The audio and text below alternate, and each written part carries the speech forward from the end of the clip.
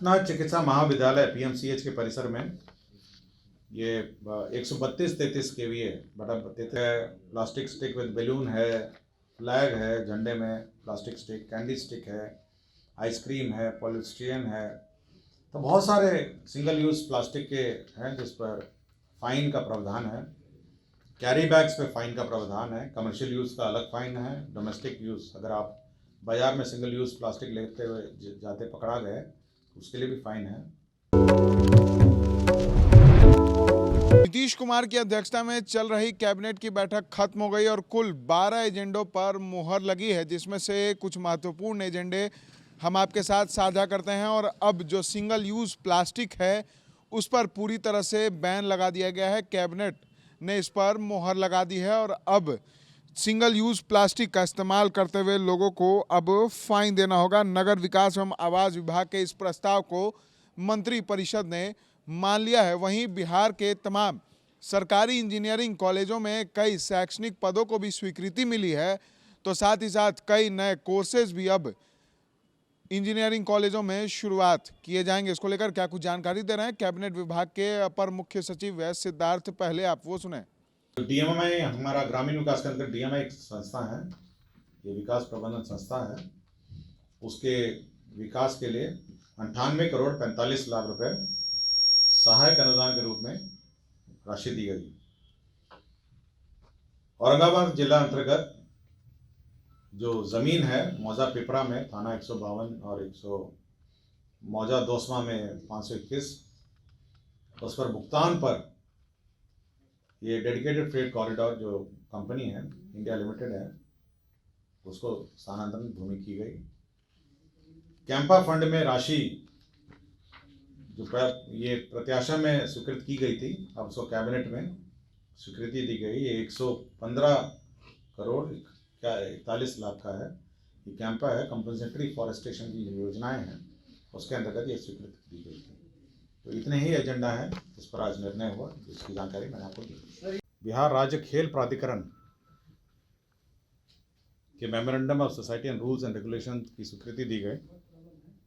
राज्य सरकार, आपको जानकारी होगा कि स्पोर्ट्स पे बहुत सारा काम कर रही है और स्पोर्ट्स के प्रमोशन के लिए ये आवश्यक है कि एक स्पोर्ट्स अथॉरिटी होनी चाहिए। एक स्पोर्ट्स अथॉरिटी पहले भी थी लेकिन वो रजिस्टर्ड नहीं थी, तो राज्य सरकार ने इस स्पोर्ट्स अथॉरिटी को अब एक रजिस्टर्ड बॉडी के रूप में गठित किया है ताकि स्पोर्ट्स बॉडी के माध्यम से राज्य में विभिन्न स्तर पर खेल, विभिन्न खिलाड़ियों का चयन, विभिन्न खिलाड़ियों का कोचिंग और देश और विदेश में इस अथॉरिटी के माध्यम से हमारे खिलाड़ी लोग भाग ले सकेंगे, इसके लिए अथॉरिटी का गठन किया गया है।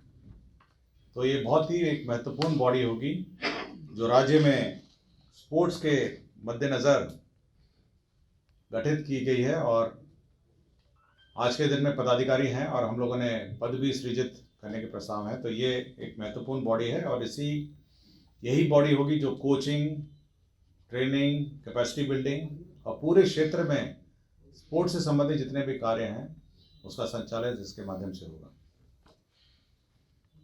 दूसरा सामान्य प्रशासन विभाग है जिसमें आपको सरकारी सेवकों को प्रतियोगिता परीक्षाओं में सम्मिलित होने के लिए अफसर की सीमाएं बढ़ाई गई हैं। मैं जो प्रस्ताव है मैं पढ़ देता हूं जिस पर स्वीकृति दी है ताकि इसमें कोई कंफ्यूजन नहीं हो। ये बेसिकली जो बिहार सरकार के सरकारी सेवक जो सेवा में आ जाते हैं सरकारी सेवा में, उनसे उनके लिए यह महत्वपूर्ण निर्णय है। और मैं बस पढ़ लेता था प्रस्ताव इसलिए क्योंकि कंफ्यूजन की स्थिति नहीं हो। बिहार सरकार के सरकारी सेवकों को सेवा में आने के उपरांत उनकी पूरी सेवा अवधि में प्रत्येक आयोग, बिहार लोक सेवा आयोग, बिहार तकनीकी सेवा आयोग, बिहार कर्मचारी चयन आयोग द्वारा आयोजित प्रतियोगिता परीक्षाओं में सम्मिलित होने के लिए अलग अलग अधिकतम कुल 5 अफसर ही अनुमान्य होंगे। पहले कम थे, इसको बढ़ा के 5 हो गया है। उपयुक्त निर्धारित 5 अफसरों की गणना संकल्प निर्गत होने की तिथि के बाद से प्रारंभ होगी। पूर्व में उपभोग कर लिए गए अवसरों की एतद अपेक्षा की जाएगी। बिहार सरकार के सरकारी सेवकों को प्रतियोगिता परीक्षा में भाग लेने के लिए नियमित नियुक्ति हेतु निर्धारित अधिकतम आयु सीमा में 5 वर्ष की छूट पूर्वत अनुमानीय रहेगी, परंतु उक्त आयु सीमा की छूट की अवधि में प्रतियोगिता परीक्षा में शामिल होने की अनुमानित तभी दी जा सकेगी जब उनके द्वारा तब तक अधिकतम 5 वर्ष अवसरों का उपयोग नहीं किया गया हो। तो ये बिल्कुल मैंने पढ़ दिया है प्रस्ताव, और इसी प्रस्ताव के आलोक में और विशेषकर ये लाभ होगा जो ऐसे सरकारी कर्मचारी हैं जो सरकारी बिहार सरकार में नौकरी पाने के पश्चात विभिन्न परीक्षाएं और पद सृजन के प्रस्ताव हैं विज्ञान एवं प्रौद्योगिकी विभाग। इसमें भागलपुर अभियंत्रण महाविद्यालय भागलपुर में कंप्यूटर साइंस एवं इंजीनियरिंग के 5 पाठ्यक्रम हैं। इसमें शैक्षणिक और गैर शैक्षणिक पदों का सृजन है। गया अभियंत्रण महाविद्यालय एवं दरभंगा अभियंत्रण महाविद्यालय में भी कंप्यूटर साइंस एंड इंजीनियरिंग के पद सृजित हैं और 9 पद हैं कुल। 5 हैं ये भागलपुर के हैं, दरभंगा और गया के 9 पद हैं, 9 पद हैं। तो ये एक पद सृजन का प्रस्ताव है। विज्ञान प्रौद्योगिकी विभाग का फिर एक और है, दरभंगा अभियंत्रण महाविद्यालय में फायर टेक्नोलॉजी एंड सेफ्टी पाठ्यक्रम के 12 पद हैं। बख्तियारपुर अभियंत्रण महाविद्यालय बख्तियारपुर में फायर टेक्नोलॉजी के ये कुल 18 पद हैं। तो ये सभी पद जो शैक्षणिक और गैर शैक्षणिक मिला के तो ये पद सृजन का है। माननीय उच्च न्यायालय में भी जो स्थापना है उनके बेंच सेक्रेटरी 64 पद स्वीकृत थे, उसमें से 10 को उत्क्रमित करते हुए बेंच सेक्रेटरी सर्वक के पुनर्गठन के संबंध में निर्णय लिया गया है। आपको याद होगा पिछली बार कुछ कैबिनेट के पूर्व डॉशने मस्कुलर डिस्ट्रॉफी पर DMD पर सरकार ने निर्णय लिया था और इसमें इलाज के लिए भी सरकार ने एक स्कीम बनाई थी। तो उसको जो आइडेंटिफिकेशन है, जो उसका आइडेंटिफिकेशन है, जो कैसे उसको आइडेंटिफाई किया जाएगा, उसमें राज्य के सभी महाविद्यालय एवं अस्पताल के औषधि विभाग के विभागाध्यक्ष को दायित्व दिए जाने हेतु स्वास्थ्य विभाग का जो पूर्व का संकल्प है उसको संशोधन किया है। फिर आइडेंटिफिकेशन का प्रावधान जो है उसमें संशोधन किया है। पटना चिकित्सा महाविद्यालय PMCH के परिसर में ये 132-33 kVA बटा 33 kVA का ग्रीन GIS ग्रिड उपकेंद्र, ये अपने में एक बहुत यूनिक ग्रिड उपकेंद्र होगा जो PMCH, आपको याद होगा करीब 6000 करोड़ का PMCH बन रहा है, उसके परिसर में ये grid substation green GIS design पर बनेगा। ये 132/33 kVA का होगा और इसकी कुल लागत है 2,55,89,71,000। तो अगल बगल के जितने संस्थाएं हैं जैसे NIT है, जो अगल बगल PMCH के, वो भी अब इस ग्रिड से कनेक्ट हो सकेंगे।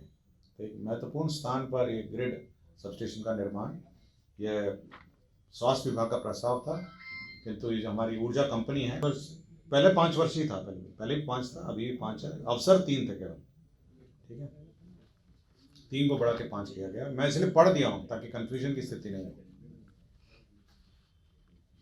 तीसरा है बिहार नगर पालिका प्लास्टिक अपशिष्ट प्रबंधन संशोधन मॉडल उपविधि 2022 की स्वीकृति के संबंध में। तो ये एक महत्वपूर्ण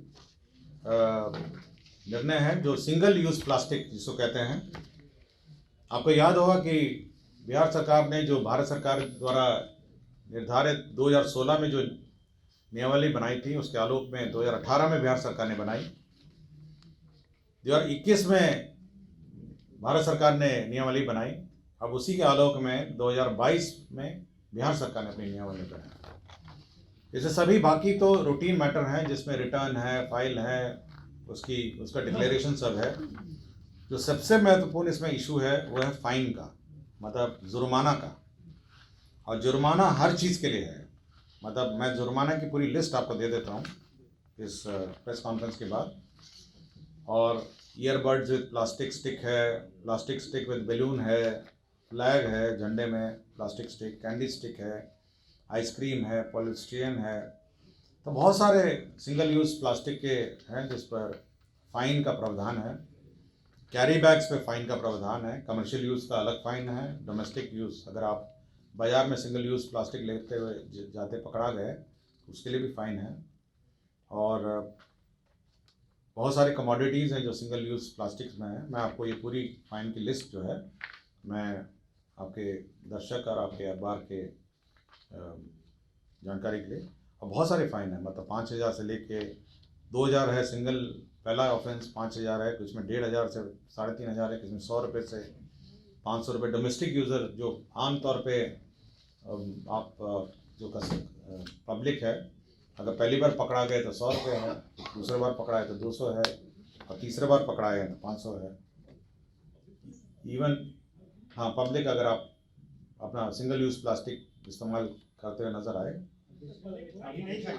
फाइन का नहीं था, हाँ बैन हो गया था, इसका फाइन का मैं बता रहा हूँ।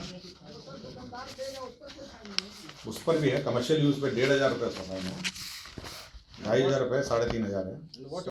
सीधे तौर पर सिद्धार्थ ने बताया कि मंत्रिपरिषद ने इन महत्वपूर्ण एजेंडों पर मुहर लगाई है। वहीं आपको बता दें कि सिंगल यूज प्लास्टिक को बैन करने की मांग लंबे समय से चली आ रही थी और उस पर फाइन लगाने की बात की जा रही थी, लेकिन अब मंत्रिपरिषद की मुहर लगने के बाद अब इस पर अमली जामा पहनाया जाएगा और अब जो सिंगल यूज प्लास्टिक का उपयोग करते पकड़े जाएंगे उनके ऊपर जुर्माने का भी प्रावधान किया गया है, जो कि कई चरणों में लगाया गया है। वहीं साथ ही साथ इंजीनियरिंग कॉलेजों में पढ़ने वाले छात्रों के लिए बड़ी खुशखबरी है कि कई नए जो पाठ्यक्रम है वो इसमें जोड़ दिए गए हैं, जिससे जो नए पाठ्यक्रम है जैसे फायर सेफ्टी जैसे जो तमाम पाठ्यक्रम है वो अब जोड़ दिए गए हैं, जिसके लिए छात्रों को अब भटकने की ज़रूरत नहीं पड़ेगी। ऐसे तमाम खबरों के लिए बने रहें द एसडी न्यूज़ के साथ और देखते रहें द एसडी न्यूज़।